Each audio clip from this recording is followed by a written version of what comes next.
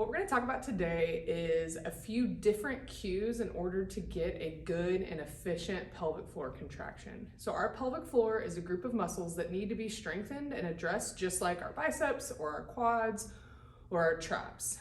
What's different about this muscle though is it's a little ambiguous, we can't see it, we don't really like to talk about what it does, and so much of the time I find people either don't really know about it, they've heard about it, they just have the wrong cues, or they think that they're doing it right and they're really doing it wrong.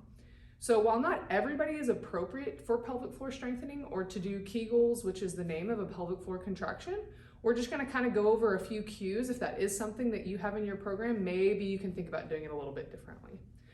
So when we're looking to strengthen or contract our pelvic floor, which is going to be the group of muscles in the bottom of our pelvis, we first need to understand that this group of muscles does two things. It's responsible for closing our holes first, and then second, it's responsible for kind of lifting and gliding our organs up into our body. So whenever I have a client come into my office, the first thing I ask them is what does a kegel mean to you? And most of the time they kind of smile, they get a little red-faced, and they'll kind of just say, you squeeze something, you tighten. And really that's all we kind of know. So I will say, number one, most people come in and kind of have the closing down, but what they miss is the whole second part of this contraction, which is going to be a lift. While other times I have people come in and when I evaluate them, they kind of can lift, but they aren't really good at the closing.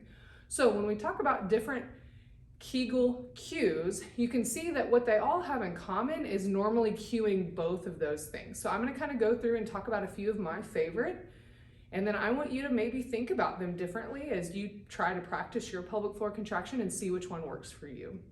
So where I always start is I want you to imagine if you had a marble at the opening of your vagina. You're going to think about first closing around that marble, and then you're going to imagine pulling that marble up inside of you. You then are going to imagine the opposite. You're going to think about letting that marble drop out of you and then opening and then setting it outside of your vagina. So you can see there we've got two cues, closing and then lifting. Another cue that is used is if you think about your vagina like two French doors. You can think about your French doors kind of coming together and then pulling in or closing, and then thinking about almost unlocking and then kind of billowing open, if you will. So thinking about them kind of approximating, closing, and then coming together would be then the lift of that pelvic floor. Another cue that we like to use is if you think of your vagina like a jellyfish. The way that a jellyfish swims is it kind of comes together with its legs, and then it pulls up as it travels in the water. And then to get another stroke, it's going to then spread its legs apart, spread them down and then apart. So close and then lift, drop and then spread apart. Last cue that we like to give that I feel like can be pretty efficient is if you were going to drink a milkshake with your vagina. So you can imagine putting a straw in your mouth.